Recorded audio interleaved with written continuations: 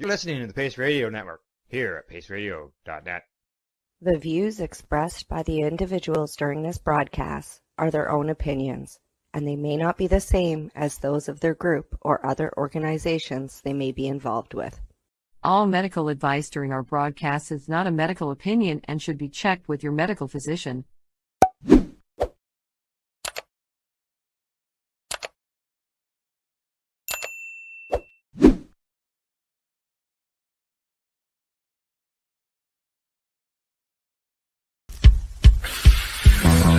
Oh yeah, baby, that's lovely.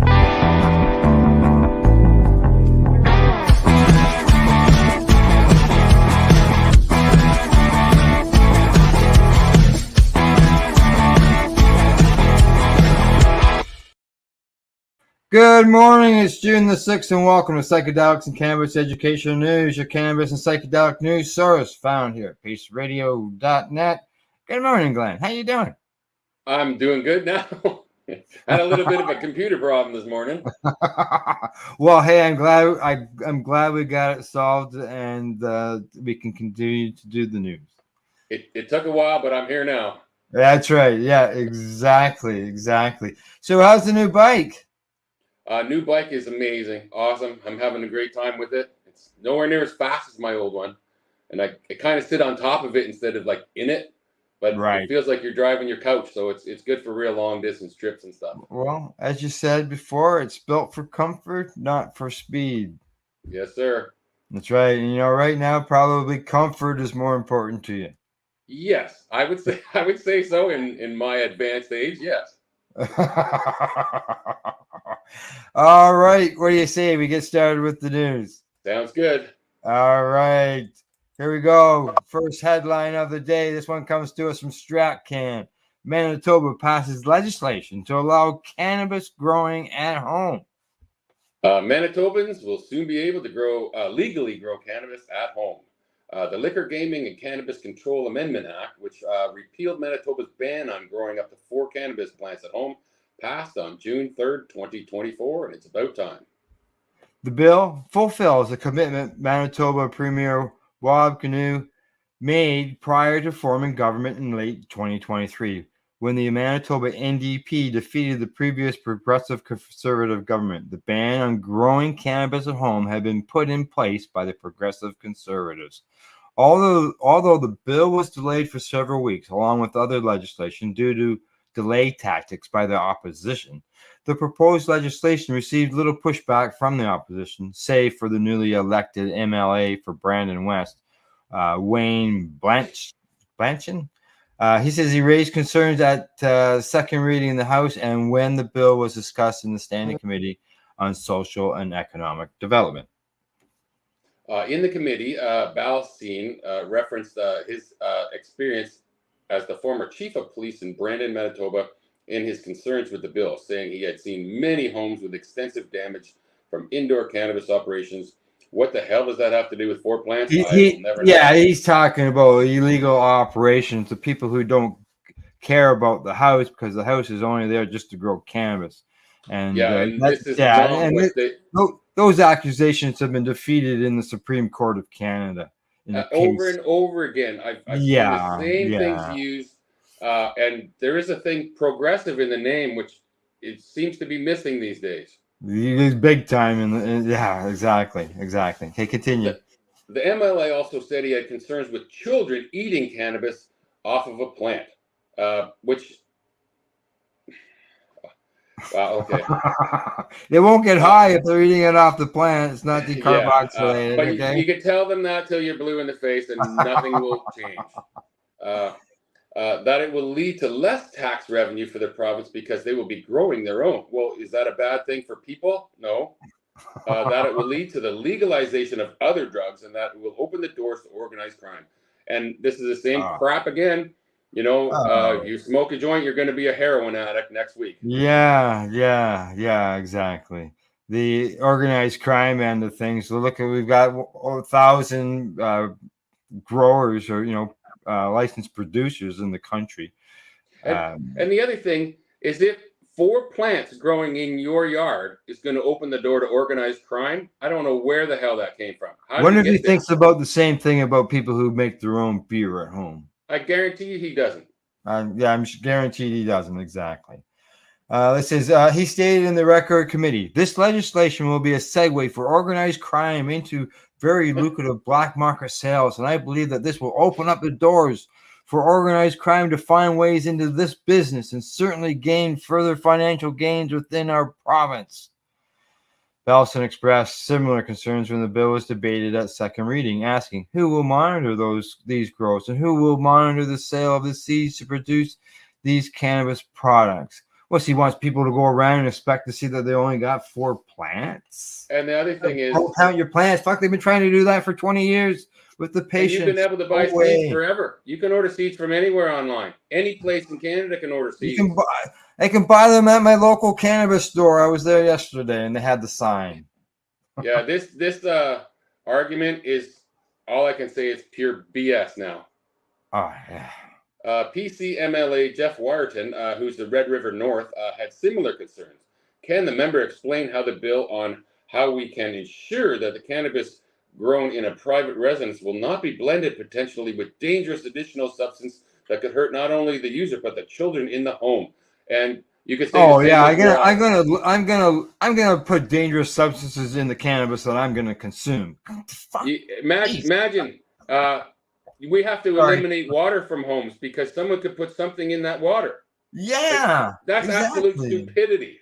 Oh, despite this concern, the bill passed with no amendments in committee May 27th and passed concurrence and third reading on June 3rd, 2024. And I could say I'm not going to say that.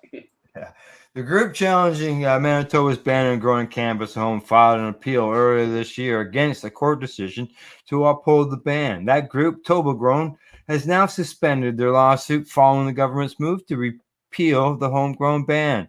Toba Grown is pleased to observe the progress of this bill and values the ongoing positive communication we're having with the Manitoba government, says Jesse Lavoie, who has led the charge against the ban through his organization, Toba Grown. He says, we have firmly suspended our lawsuit against the province and will fully withdraw it upon the enactment of the new legislation. That's good. That's good. Exactly. These guys making the same tired old arguments that don't hold any water. It just blows me away now. This is 2024. Yeah. Okay, we've had people growing their own cannabis at home in almost every province except for 2 up to this point. Have we got a rash of house fires all of a sudden all these past years because people are growing cannabis at home? Like, I don't know about you, but I'm not reporting on any. I don't see any in the news to even report on. No.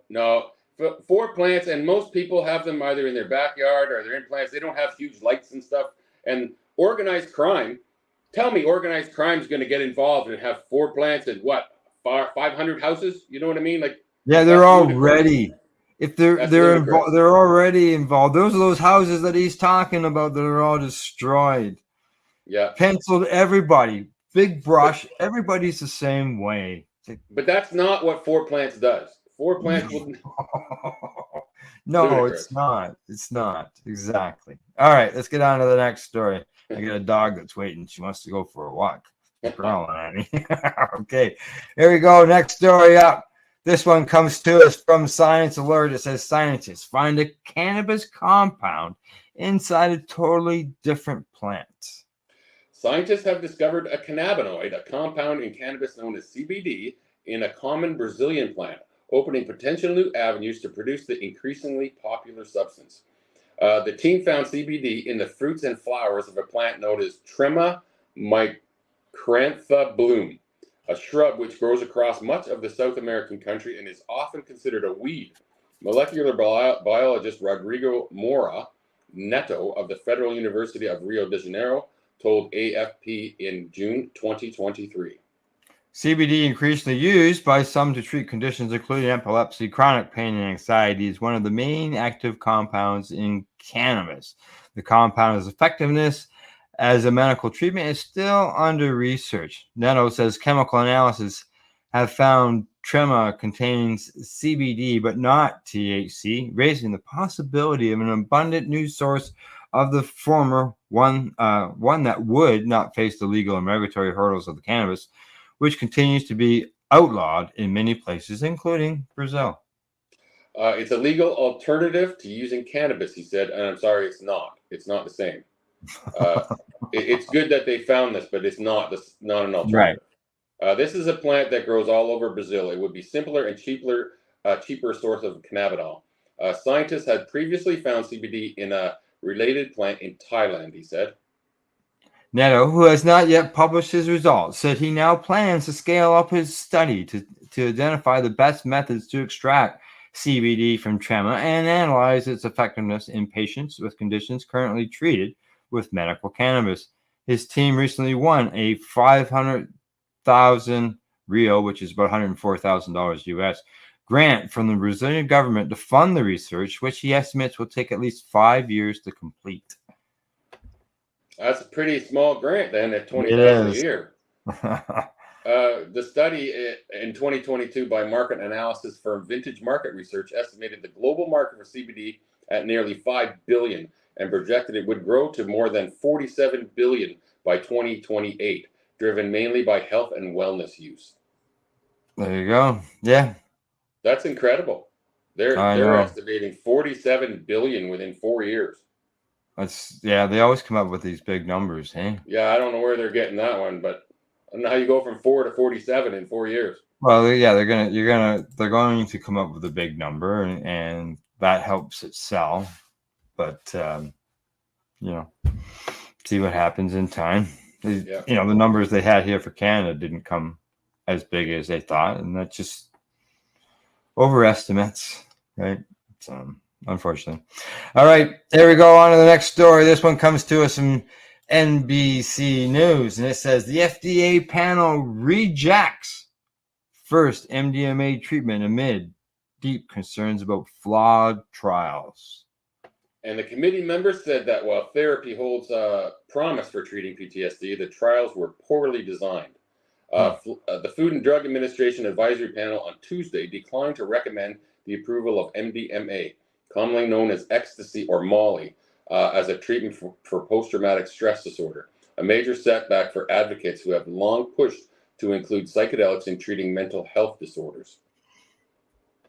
The two votes, one for the treatment's efficacy and one for its safety, by the agency's psychopharmacological drugs advisory committee, marked the first time the FDA advisors have considered a Schedule I psychedelic for medical use.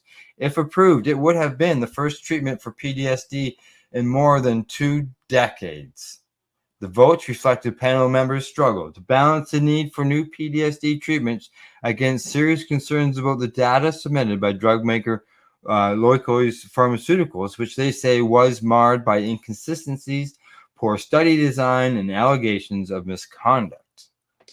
It sounds like MDMA has really impacted a number of people in positive ways, but it seems that there are so many problems with the data, said Melissa Deca Barone, an adjunct assistant professor of the Department of Psychiatry at the University of Maryland School of Medicine. Dr. Walter Dunn, an assistant clinical professor in the Department of Psychiatry at the University of California, Los Angeles, was the sole yes vote on the safety and one of 2 yes votes on the efficacy. While he had concerns about the drug, he noted that we are in dire need of treatments for PTSD. He says that there's no free lunch in medicine. What was the potential for benefit has the potential for harm. The panel's decision was based on the results of 2 phase 3 clinical trials that included nearly 200 patients with moderate to severe PTSD. In both trials, researchers found that a treatment approach that consisted of MDMA given in 3 8-hour therapy sessions 4 weeks apart worked better than the placebo in reducing the severity of their symptoms. People also had a number of shorter talk therapy sessions before and after getting the medicine or the placebo. In the most recent trial, published last September, about 86% of participants who got the MDMA treatment along with talk therapy saw a reduction in the severity of their symptoms after 18 weeks. About 71% of participants who got the treatment met the diagnostic criteria for PTSD, compared to about 48% who got therapy but took a placebo instead. The vote came after analysis from FDA scientists published last week raised concerns about how the trials were carried out. A double-blind randomized clinical trial is considered the gold standard for determining whether a drug works better than a placebo. They say that double-blinded means that neither the patient nor the researcher administering the medicine knows whether it's a placebo or the real thing. In the MDA trials, however, due to the profound alterations in mood, sensation, suggestibility, and cognition, the vast majority of the participants were able to accurately guess which treatment they had received after the study ended. The FDA scientists wrote, as a result, studies are nearly impossible to blind. So that means there will never be a double-blind study on this. People were able to figure out which one they got, probably because the one that was the medicine worked. Yeah, and also you get a feeling when you use it, where you don't get if you got the placebo. And you know, that means there's no way to do a blind study, which means it'll never be recommended. It doesn't make sense. This could artificially inflate the results, said David Millis, an FDA official who oversaw Lyco's approved application, and said during Tuesday's meeting, during participants may feel the treatment is working if they know they are on the drug, or conversely not working if they are on a placebo. We express continued concern with the adequacy of blinding, he said. Last week, the Institute of Clinical Economic Review, a nonprofit group that evaluates the cost of drugs, said patients and providers in the trial treated psychedelics more like a religious movement than like pharmaceutical products. Indeed, panel members had reservations about the trials, including the many patients had used the MDMA before, and that some therapists may have encouraged favorable reports from patients. The data was promising, but given the 40% of people who had previously used MDMA, limited information about recruitment coming through referrals. I really wonder how much that impacted the efficacy, said Elizabeth Jonick Grant, a patient representative and sociologist at the University of North Carolina, Chapel Hill. And panel members also expressed serious concerns about potential risk to patients at the hands of the providers, following the allegations of sexual misconduct during an earlier trial. Well, that's a little different. That's no good. Lyco's recommended the two therapists be present for the therapy session. Panel members wanted to ensure that both therapists were licensed and that patient concerns would be addressed.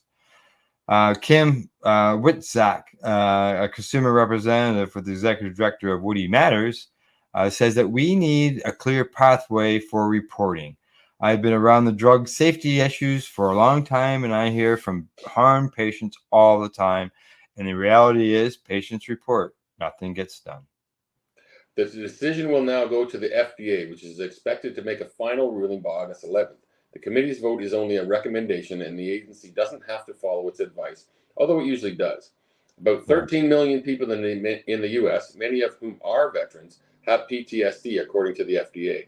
The condition, which develops in some people exposed to serious injury or violence, can be debilitating. People often experience intrusive memories and nightmares that can cause high levels of anxiety, suicidal thoughts, self-destructive behavior, and trouble sleeping.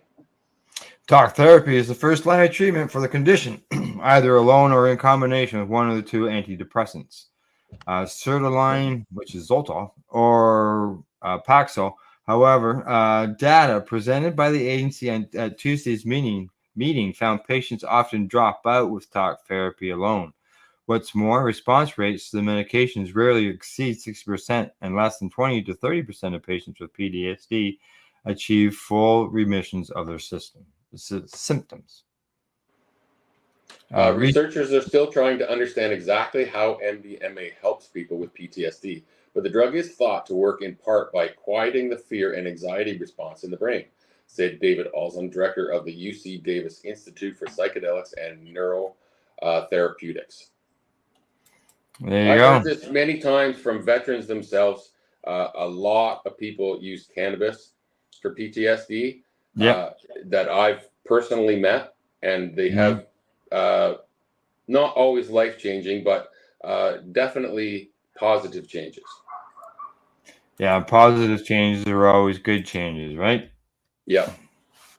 Yeah. All right, on to our last story before we go to break. This one comes to us from the Marijuana Moment. Headline says GOP Congressional Committee removes DC marijuana sales ban and adds cannabis banking protections in key spending bill. The GOP House Committee has unveiled a large-scale spending bill that omits a long-standing rider blocking Washington, D.C. from legalizing recreational cannabis sales and separately adds new protections for banks that work with state legal cannabis businesses. The House Appropriations, Financial Services, and General Government Subcommittee posted its 2025 fiscal year spending measure on Tuesday, with a markup on the legislation scheduled for Wednesday. The notable cannabis-related changes from past sessions come under the panel's new leadership. Rep. Dave Joyce, co-chair of the Congressional Cannabis Caucus and the lead sponsor of standalone bipartisan cannabis banking legislation, is chairing the subcommittee. The District of Columbia has been barred from using its local tax dollars to implement a commercial cannabis market for years under a rider from Rep. Andy Harris. Lawmakers have attempted to remove the prohibition several times without success, but now the provision has been excluded from the base bill, a move that would require Harris or other supporters to proactively seek to add it back in via an amendment. Even President Joe Biden has consistently maintained the DC ban in his budget proposals, making it all the more notable that it was removed from a version in GOP-controlled committee. As subcommittee chairman, I ensure the provisions in this bill only take strides to make our communities safer, Joyce told Marijuana Moment on Tuesday. I appreciate that a few of my colleagues have concerns with the safety of readily accessed cannabis products. I share these, but blocking their regulation only exacerbates these issues. As a subcommittee chairman, I ensure that the provisions in this bill only take strides to make communities safer, Joyce told Marijuana Moment. I appreciate that a few of my colleagues have concerns with the safety of readily accessible cannabis products. I share these, but blocking their regulations only exacerbates the issue. I think you just read that, didn't you? Lawmakers and districts have enacted certain workarounds, including allowing people to self-certify as medical cannabis patients, but the congressional blockade has been a consistent source of frustration. Also, the newly introduced FSGG legislation includes language to prevent federal regulators from penalizing financial institutions for working with state licensed cannabis and hemp businesses. Section 134.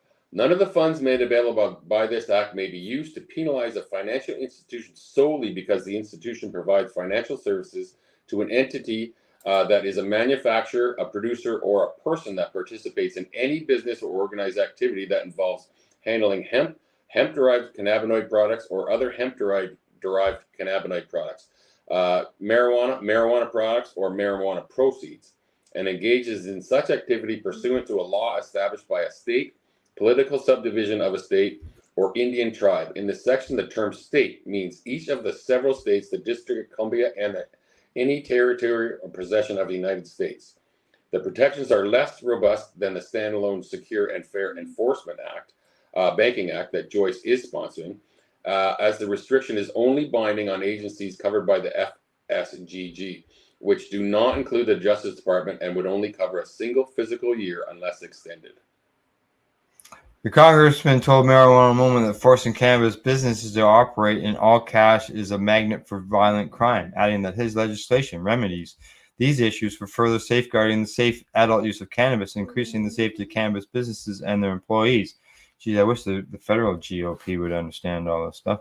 Senate Democratic leadership has repeatedly discussed their intent to advance their version of the banking bill this session, but it's unclear when that might materialize.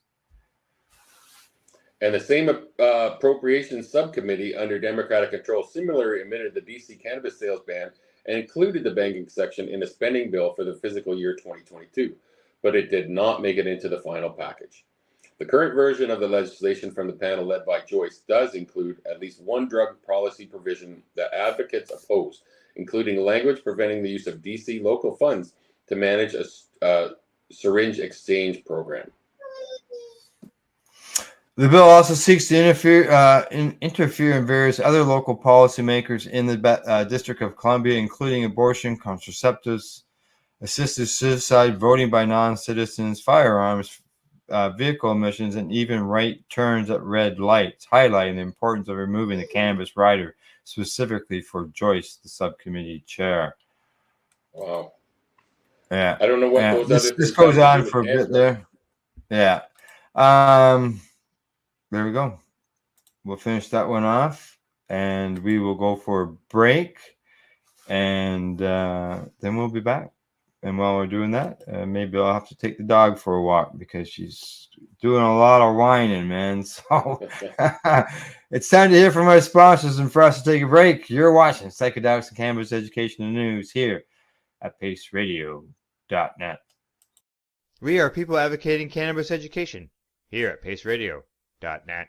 Limestone City Hydroponics is Kingston, Ontario's hydroponics shop. Take your growing to the next level and create the optimal environment with a tent kit, or maximize your yield with an ebb and flow flood table kit. Either way, Limestone City Hydroponics has more sizes and options to fit your needs. Are you looking for the power of the sun that adapts to your budget? Then look no further, as they have professional grow lighting. They have indoor grow systems that are easy and cost effective, with many options to fit your living space and lifestyle.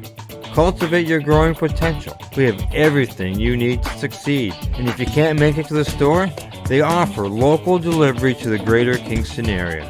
Remember, when you're looking for experts to help you grow, then look no further than the locally owned Limestone City Hydroponics, 105 Sunderland Drive in Kingston, Ontario. Call them at 613-548-0420. Enjoy the buzz of legalization with Campbellford Lifestyle Shop. From lights to plant nutrients, books, consumption accessories, and more, we've got all your basics to grow or consume cannabis. Visit our info center or take a look at our piercing services and body jewelry, now available in-store through Campbellford Lifestyle Shop, 17 Bridge Street West, Campbellford. Are you looking to get your medical cannabis grow license? Limestone City Hydroponics can help patients through the process of obtaining their license to grow medical cannabis. What's that? You don't have a doctor? If you meet the medical criteria, Limestone City Hydroponics has a nurse practitioner who can assess and provide medical cannabis prescriptions. What are you waiting for? Contact Limestone City Hydroponics at limestonecityhydroponics.ca or call them at 613-548-0420. PACE Radio is the People Advocating Cannabis Education Radio Network. Legacy 420 have an awesome array of cannabis-infused beverages, from pop to Nature's Nectar's teas, all in amazing flavors. What a selection! We even have a delicious mango-infused juice, and let me tell you, it's delicious. Everything is infused in-house, so we buy our syrup from the same place where everybody else buys their syrup for their pop, and the infusion is done in the lab. It's all canned here, labeled here, produced 100% on Tyndonega.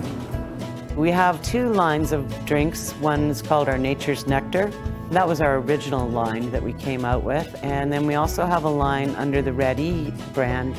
We have them in 10 milligrams, 30 milligram, and 60 milligram cans. What a great selection for a get-together with friends or after a long day. Remember, if you want to wet your whistle with on-site lab-tested products, come see your trusted partner. Legacy 420 out on your road.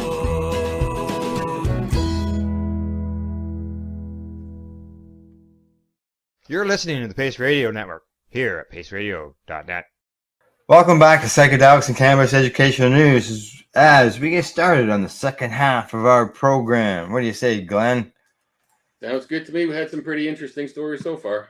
Yeah, that's right. As always, next story of the day is from Marijuana Moment. House passes veterans-focused marijuana and psychedelics amendments. The U.S. House of Representatives has approved amendments to a large-scale spending bill that would authorize U.S. Department of Veterans Affairs, the VA, doctors to issue medical cannabis recommendations to military veterans and support psychedelic research and access. One day after the Rules Committee cleared the proposals for floor consideration, the full chamber adopted them as part of the appropriations legislation covering military construction, veteran affairs, and related agencies in a series of votes on Tuesday.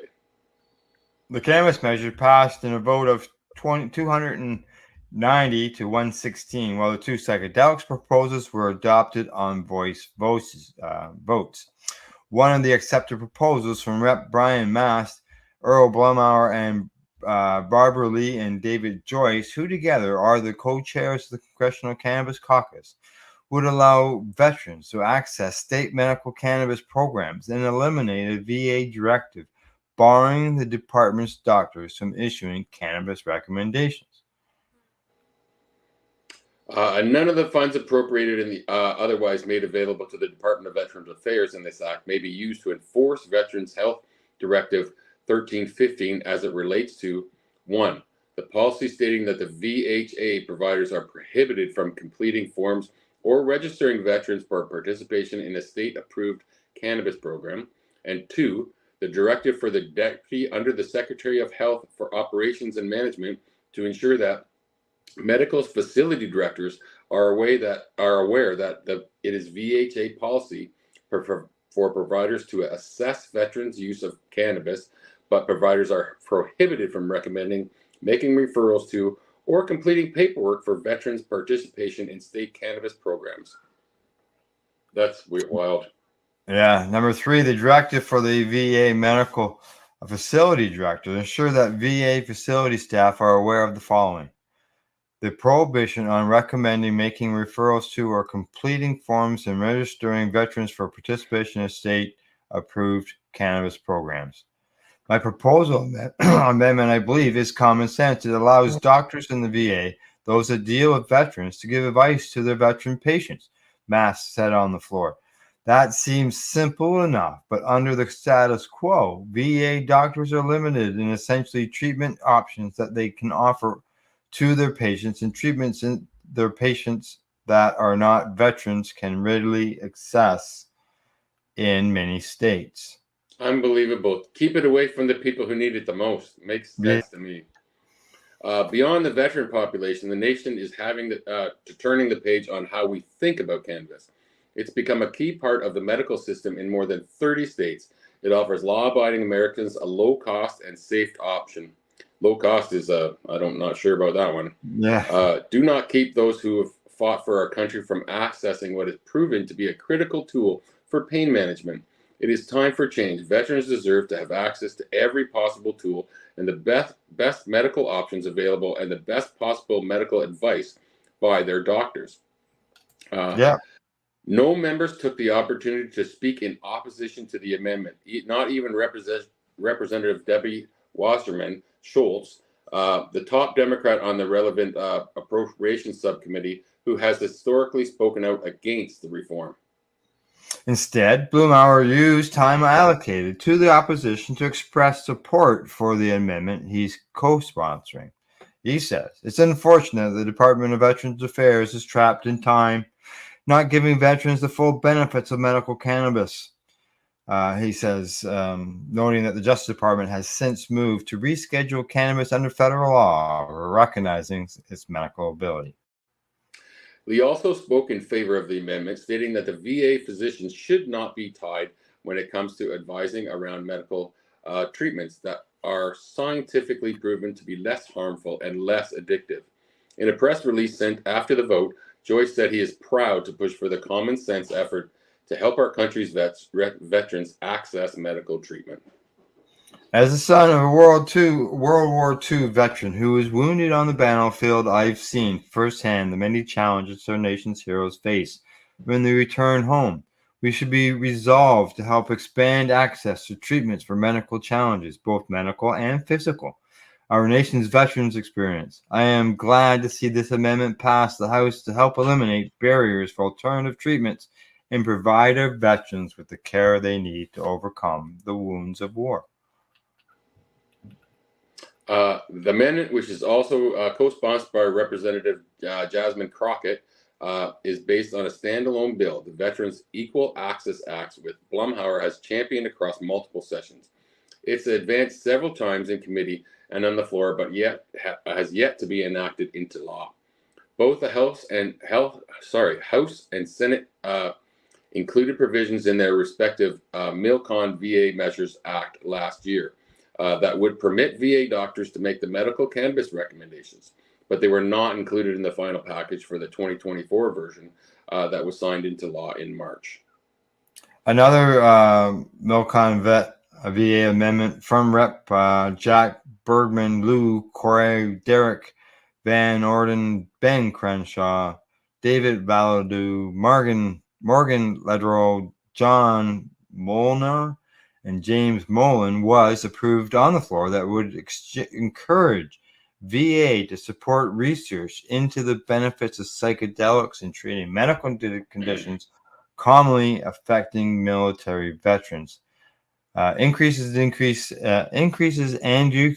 decreases the medical and prostate research account at the Department of Veteran Affairs to express support for recently announced VA-funded research into psychedelic-assisted therapies to treat PTSD and depression, and encourage VA to prioritize the proactive training of therapists to administer these treatments. And as we saw last year, demonstrating clear congressional approval for these innovative efforts can motivate real action within the federal bureaucracy. Bergman said on the floor ahead of the vote, "We owe it to our veterans to do everything we can in support of these breakthrough therapies."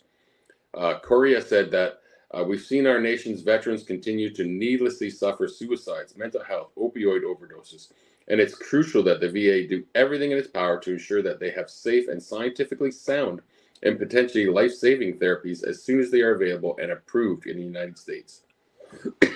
Yeah, I agree that they should get it as soon as it's approved. Then why did it take so long? I don't know. This was their goal. Why did it take so long? I don't understand. I don't know. And you know what? I'm just trying to think. I'm not sure if I showed that on the screen or not, but just so everybody knows,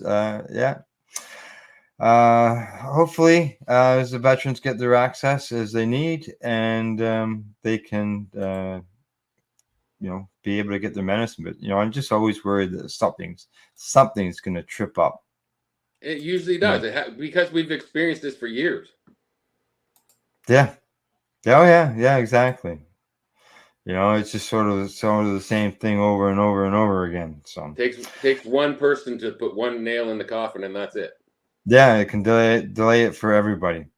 All right, on to our next story. Headline comes to us from Business of Cannabis. It says, "Cannabis regulation and THC driving limits under scrutiny in the Bundestag hearings."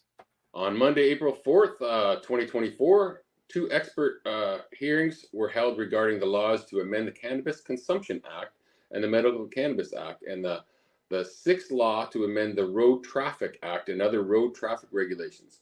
Both proposed amendments were previously discussed in their first Bundestag hearing on the 10th of May, 2024.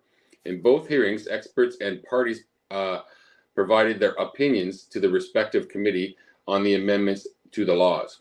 Regarding road traffic amendments, the majority sought to increase the THC limit for drivers, except for the coverage or for the Conservative Union fraction, which brought forth a motion against increasing the THC limit.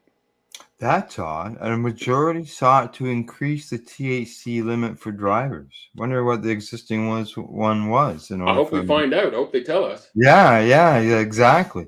Discussion regarding the CanG and Medi-CanG law amendments continues to be heated.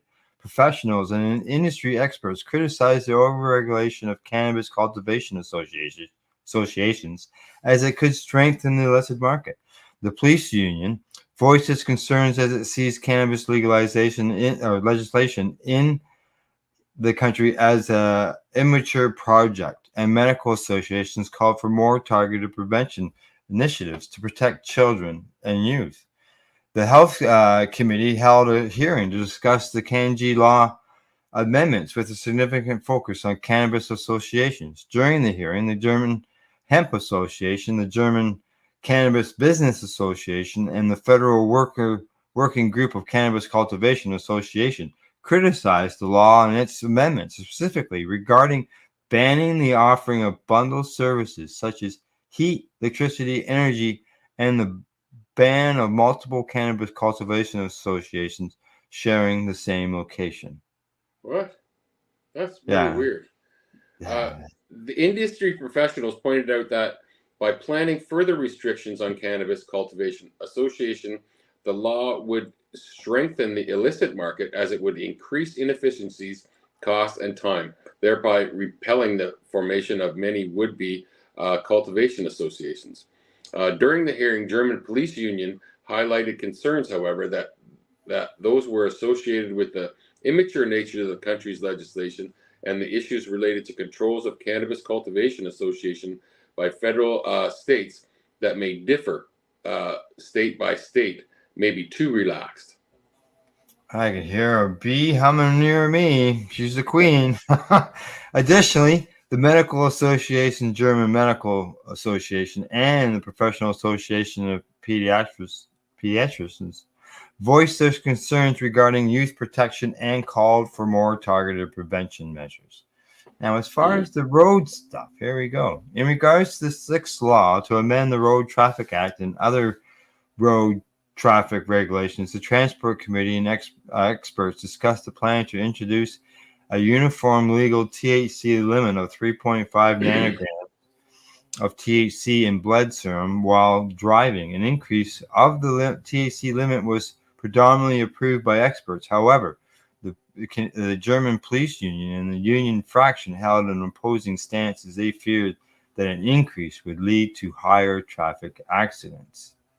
During the hearing, the president of the German Automobile Association, Gerhard Hillebrand, highlighted that the current limit of 1 nanogram? Oh, wow. 1 nanogram?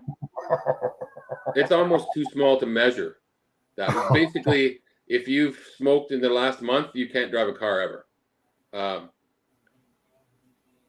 Sorry, I lost it was too low and they produced too many false positives.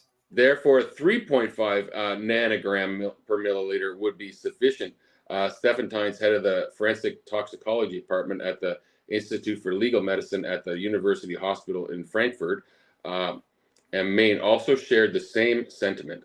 Although many experts supported the increased limit, some believe that it was still too low, said Fabian Stenmeitz, who's the senior toxicologist at the Delphic HSE, stating that there has been an unequal treatment of cannabis compared to alcohol and advocated a THC limit of 10 nanograms per milliliter as a counterpart to the 0.5 per mil limit for alcohol.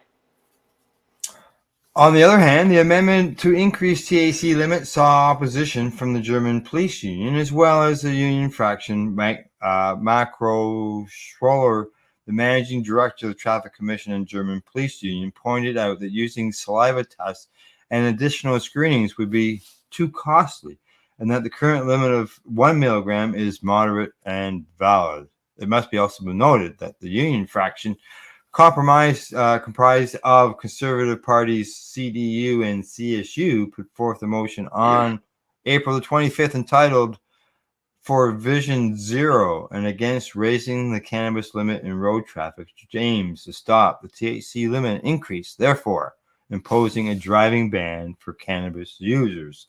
Just so you know, Glenn, on Monday, Cindy and I had a story that talked about, it was a study that was done here in Canada on impaired driving with cannabis.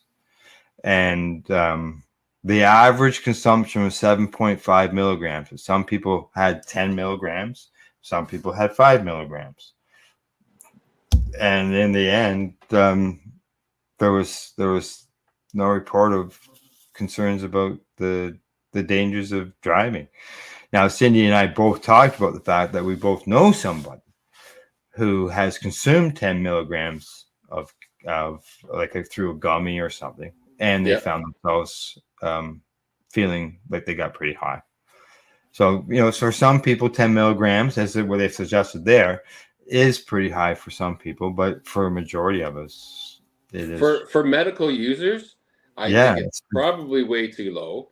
And the biggest problem I've always found, and with my experience anyway, my personal experience, is the amount of time it stays in your system. Oh, yeah. Like, you could do cocaine and heroin and drink beer, and a day later you're fine. You'll pass every test. Yeah. But if you smoke a joint that same day, the next day you'll still fail that test. And this is the problem I have. It stays in your system, so these numbers they're throwing out here are just false numbers. These limits of 5 nanograms and stuff like that. Yeah, they're just arbitrary numbers. There's none of them that are based in science in any way. Yeah, and they don't mean anything. It's so weird. Yeah, unfortunately, people are paying for those for that. Yeah. All right, on to our next story. The story comes to us from CBC News. Headline says, "Can magic mushrooms treat PTSD? A London-bound clinical trial seeks to find out." London is one of the the latest Canadian cities to host pioneering research into the potential psychedelic drugs to treat severe mental illness. Health Canada approved the clinical trial in seeking 20 local participants who have been diagnosed with post-traumatic stress disorder to undergo therapy assisted by psilocybin, the active ingredient in psychedelic mushrooms. Yeah, I'm glad to see that this is right here in Ontario. So yeah, sponsored by Apex Labs and conducted at sites owned by Centricity Research, the trial will tap into the expertise of local mental health professionals who will work with patients using Apex psychotherapy manual over the course of the trial. One of those local professionals, Jared Dalton, a registered social worker and psychotherapist whose experience with psychedelic-assisted therapy began after he witnessed the distress his mother experienced at the end of her life. Psychedelics are really amazing for people who feel constricted around their emotions, who experience difficulty tolerating feelings of sadness, feelings of anxiety. It seems to create a space where they can feel those feelings without being overwhelmed by them, said Dalton. There is a lack of good options available to help people experiencing significant stress during palliative care, he said. Definitely there is. In psychedelics, he says, a potential treatment that hasn't been explored enough in research and one that shows promise above and beyond just end-of-life care. That's why Dalton said he was on board when approached by Apex Labs, a pharmaceutical company that develops the psilocybin-based drugs to help treat participants with PTSD. I'm excited for that, for what this means to the patients, he said. Free access to this type of support is huge, especially because of how costly it can be. The main focus on the trial being to treat people with PTSD is born partially from the expertise of Dr. Mark Johnson, a psychiatrist and Apex Labs chief medical officer. He spent over 20 years treating PTSD and said there's a lack of treatment options that are purpose-built. He goes on to say, we've taken most of them from anxiety or depression treatments because there's lots of overlap and they kind of work. There's a lot of anecdotal evidence to support psilocybin being part of that solution. However, regulators need to see the results of clinical trials before the therapy can become more widely available, he said. Psilocybin is prohibited in Canada by the Controlled Drugs and Substances Act and has been illegal since 1975. Health Canada says the drug shows promising results in clinical trials, but still says evidence is limited as few trials have been completed. Amid increasing interest in the medicine's potential, Health Canada posted a warning to its website retaliating the drug is currently unapproved. That warning comes with the backdrop of illegal psilocybin dispensaries happening across Canada. In the trial, which will include a total of 160 patients across 4 Canadian cities, Johnson hopes to prove that psilocybin is an effective medicine by giving participants either a placebo or Apex's psilocybin product. And they're going to face the same kind of thing that we talked about in the other story. You can tell whether you've got a placebo or psilocybin. So I don't know how you're going to do a double-blind study in these conditions. I suspect there will be a big difference between the two groups, but the proof is in the pudding, he said. Alongside multiple doses of either placebo or psilocybin medication, trial participants will go through psychotherapy sessions before, during, and after doses, an essential part of treatment, Johnson says. And that's where Dalton comes in. According to him, psychedelics have a way of making human brains malleable and allowing long-entrenched connections to be adjusted.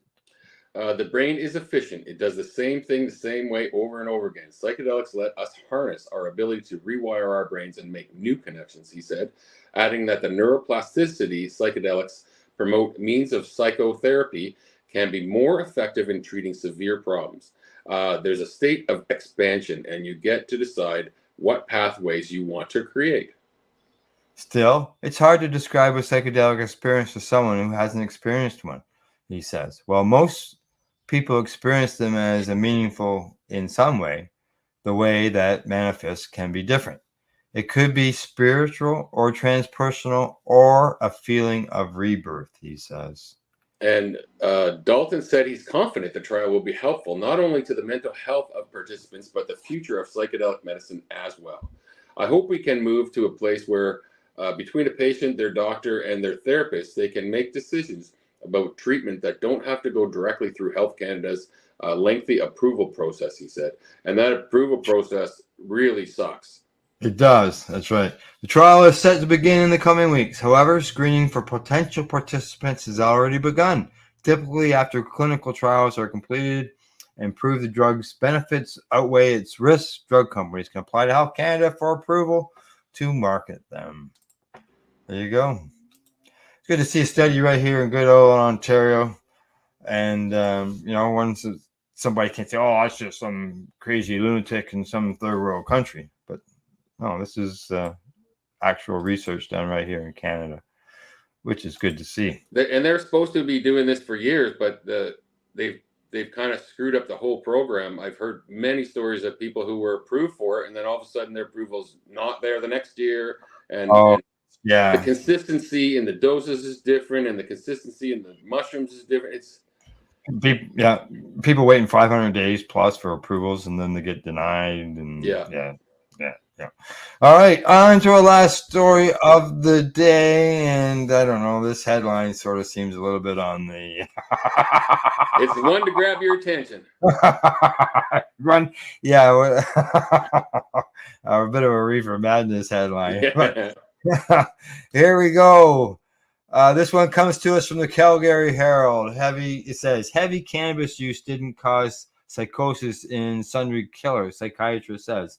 So the headline, the information is right. I can agree with that. But it's the fact that somebody is accusing cannabis caused psychosis in somebody in order to go out and kill somebody. It's just... Yeah. A murder suspect, Solomon Elbeta's impaired contact with reality when he killed a Sundre co-worker wasn't caused by his heavy cannabis use, a psychiatrist testified on Tuesday. Dr. Cynthia Baxter said Elspeth's high cannabis consumption may have exacerbated the acute psychosis, but it was schizophrenia that led him to kill Joshua Burns.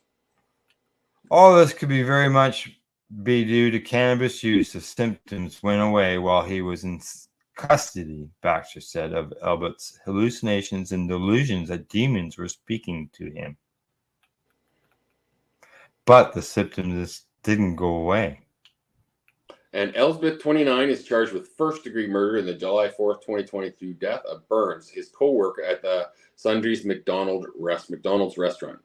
Elsbeth and Burns, 19, were working a night shift when the accused attacked the deceased in the early morning hours of that day. According to a statement of admitted facts, Elsbeth left the restaurant to go to the motel where he lived across the street, retrieved a large machete, returned, and fatally assaulted Burns. Defense counsel Paul Malzarak wants Calgary Court of King's Bench Justice Glenn Pullman to find his client not clinically responsible for Burns' killing by reason of mental disorder.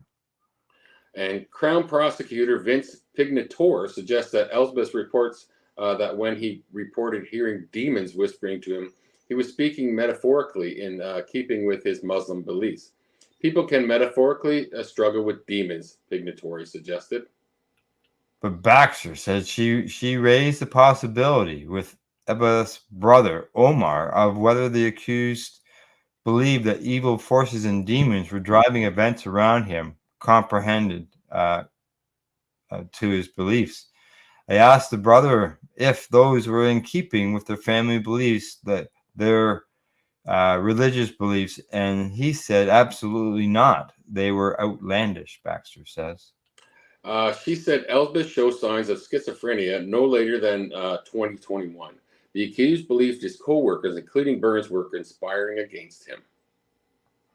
Baxter said that based on Elsbeth's cannabis consumption, that alone could have been the result of his psychosis, if not for other factors. He was probably using 8 to 10 grams a day, the doctor said. He wasn't just using a little bit, he was using a lot. It can cause psychosis in itself, which I dispute. So do I. There's many people using 10 grams a day and no psychosis. I think I have heard many studies saying it can bring your psychosis on faster, maybe. It's almost all centered on you. People who are already predispositioned. Yeah, but I've never once heard that it could cause psychosis in itself until we read that last line. Yeah. So she told Pignatore that although she never specifically asked Elsbeth whether he had consumed cannabis prior to Burns' killing, she took it as a fact. Well, this is a lawyer. She never asked the question. He told me he was using it every day. The lawyer didn't even ask a question to him. Imagine that. They're using this as part of their defense, and then she didn't even ask him if he used it. Yeah. Don't show me. I don't want to know.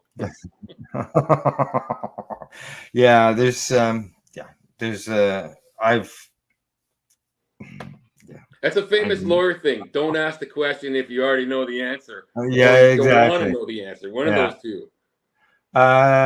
Anything before we go? Anything you gotta say? Going for a ride? Anything? I'm going for a ride. Definitely tomorrow. I got a license appointment. So. All righty. Okay. That's it. From the Legacy420.com news desk, that's the news for today. We hope you found it educational and informative. Thank you to Legacy420.com, Campbellford Lifestyle Shop, and Limestone City Hydroponics.ca. And to our viewers, and don't forget to catch the next broadcast Monday at 10 o'clock with Rev, Cindy, and I. And don't forget to educate, medicate, and do not incarcerate. And I got to find my buttons here. Everything's been moved around, but here we go. Bye-bye. You're listening to the Pace Radio Network here at paceradio.net. The opinions of the individuals during this broadcast are their own and may not be the opinions of their group or other organizations they may be involved with. All medical advice during our broadcast is not a medical opinion and should be checked with your medical physician. When you have a pain that's reached its peak, Legacy for 20 is so unique. If organic cannabis is what you seek, here's your trusted partner 7 days a week. Suppository salves, vapes and drops, topicals, edibles, infused pop. Just when life seems like it ain't easy, at Legacy 420 enjoy a pop freezy. Lab tested products make them the GOAT. Legacy 420 out on your road. Legacy 420 in Tyendinaga Mohawk territory. Indigenous organic cannabis at its finest. Enjoy the buzz of legalization with Campbellford Lifestyle Shop. From lights to plant nutrients, books, consumption accessories, and more, we've got all your basics to grow or consume cannabis. Visit our info center or take a look at our piercing services and body jewelry, now available in-store through Campbellford Lifestyle Shop, 17 Bridge Street West, Campbellford. Limestone City Hydroponics is Kingston, Ontario's hydroponics shop. Take your growing to the next level and create the optimal environment with a tent kit, or maximize your yield with an ebb and flow flood table kit. Either way, Limestone City Hydroponics has more sizes and options to fit your needs. Are you looking for the power of the sun that adapts to your budget? Then look no further, as they have professional grow lighting. They have indoor grow systems that are easy and cost effective, with many options to fit your living space and lifestyle. Cultivate your growing potential. We have everything you need to succeed. And if you can't make it to the store, they offer local delivery to the greater Kingston area. Remember, when you're looking for experts to help you grow, then look no further than the locally owned Limestone City Hydroponics, 105 Sunderland Drive in Kingston, Ontario. Call them at 613-548-0420. We are people advocating cannabis education here at paceradio.net.